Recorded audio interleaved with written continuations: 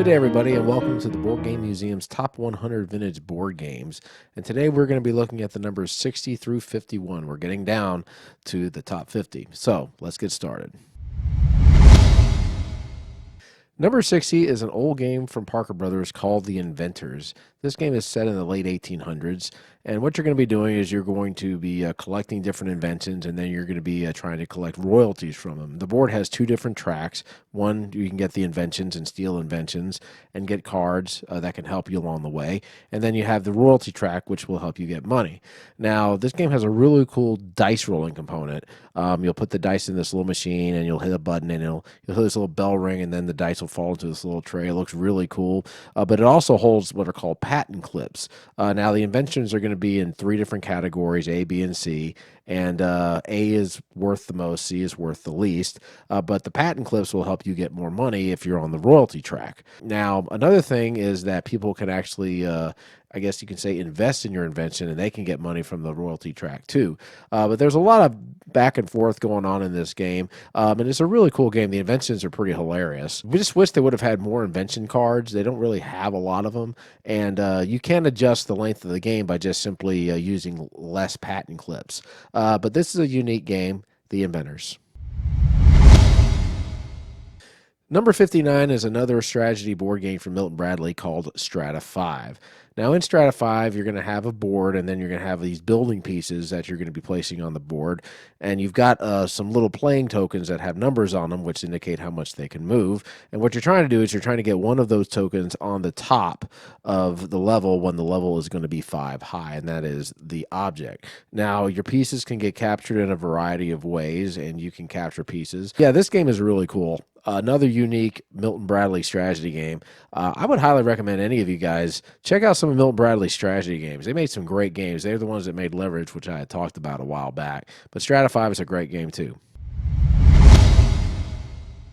Number 58 is the stock market game, and I've got a few stock market games at the house here, but this is my favorite. Basically, what you're trying to do is you're trying to have the most amount of money by the end of a certain time, and I believe there's a set limit rule that you can set as well.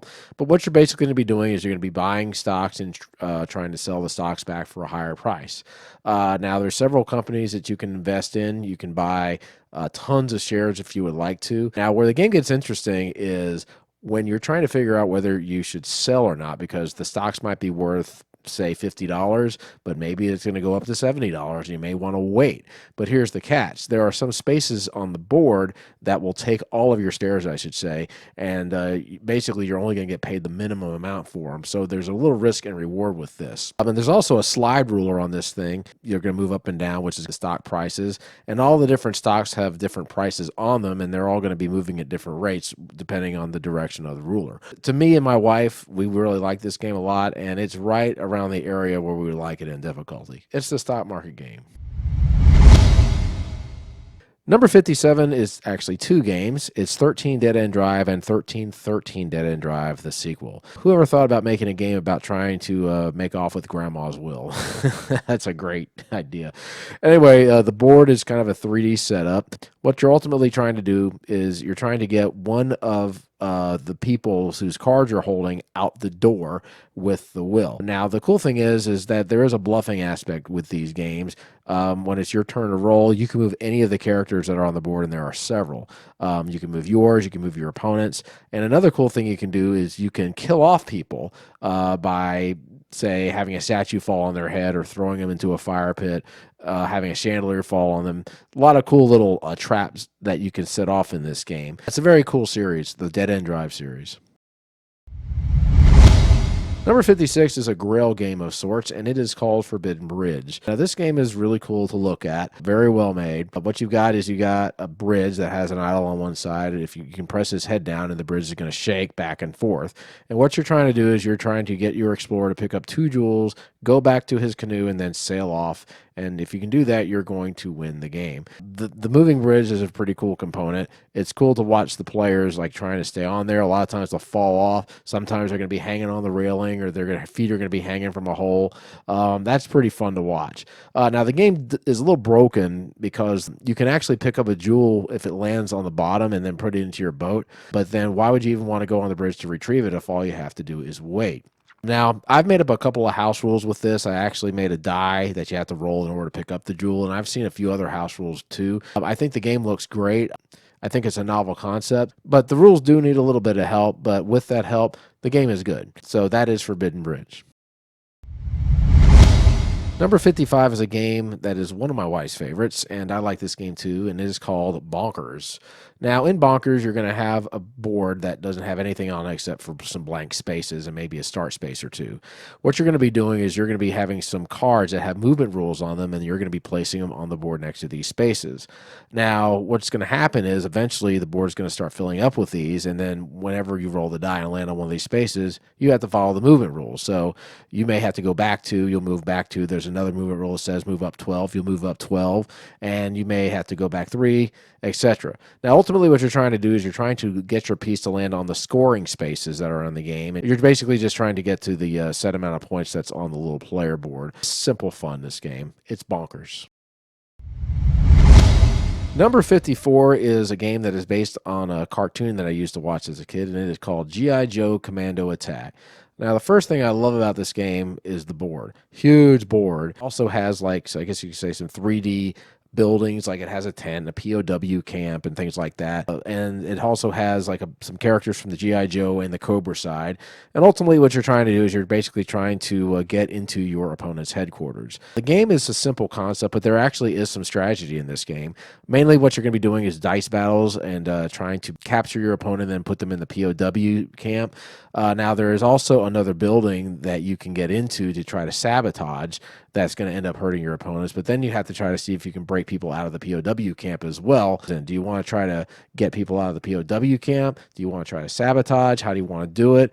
The one thing I really like is the stands have a little notch in them to where if you have any G.I. Joe characters, there's a little hole in the foot. You can actually use those G.I. Joe characters in the game.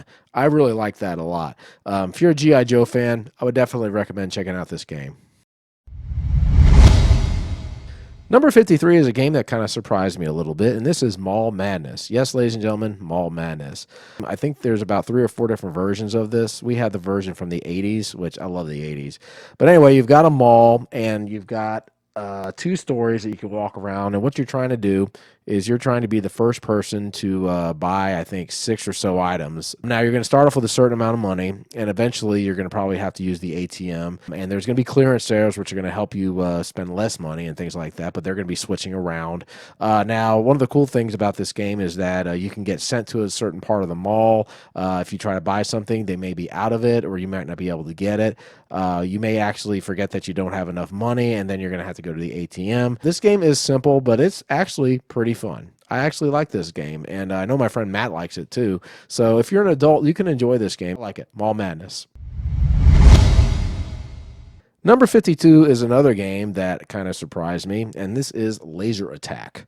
Now, Laser Attack has a really cool looking board, and it has a really cool spaceship component that goes in the middle. What you've got is you have a bunch of different holes that are in the side, and then you have a light that you're going to be spinning with this little thing on the top. And wherever that light shines, it's going to shine on a grid on the board, and then there's a command on the board that the player is going to have to follow, like, move your pod, move your player piece, or move somebody else's piece. What you're trying to do is you're trying to get some of your energy pods into the spaceship holes and then block it, and then you're going to try to see if you can spin the thing to where it'll land on a blocked hole. And if you can do that, the spaceship is going to quote unquote blow up and you'll win the game. Now, the cool thing about this game is that you can, if you're having to move your opponent's pods, you can move them away because you actually have to get to your pods to pick them up to put them into the ship. You can block your opponent. And there's also different sections of the board to where if the light shines on it, either your pod's going to get relocated or it's going to get completely destroyed. You may end up running out of pods and not be able to stop the ship. That is completely possible. And this is a game that you have to kind of play with the lights dim too, and I like that a lot. Unique game, Laser Attack. Number 51 is a game called Head-to-Head Poker from Parker Brothers. If you like poker, I would highly recommend getting this game. What you're going to be doing is you're going to be playing poker, your opponents are gonna be able to see what you're doing. Now you've got 5 different rows. And you're going to use 3 rows the first time, 4 the second time, and there's a whole bunch of different ways you can play it. I think there's like 6 different rules depending on what you roll on the die. If you roll a 1, for example, you'll draw a card and you'll place it somewhere. If you roll a 2, you'll draw 2 cards, keep 1, give 1 to your opponent. The 6th rule says you can play a card on the other side of the board on your opponent's side, and and there's also chips in the middle that you can try to win, and there's advanced rules where you can bet. But ultimately, what you're trying to do is you're trying to build the best hand on each of the rows and trying to beat your opponent. Great game, love this game. Strategy wise, you're trying to figure out how you're going to build your hand. You're watching what your opponent's trying to do. You may end up drawing a card and you're not quite sure where you want to put it. You want to try to go for the straight? Do you want to go for the 3 of a kind? Head-to-head poker. Okay, guys, that does it for us this time. We're going to go ahead and focus on numbers 50 through 41. We're heading down to the top 50, guys. We'll see you then.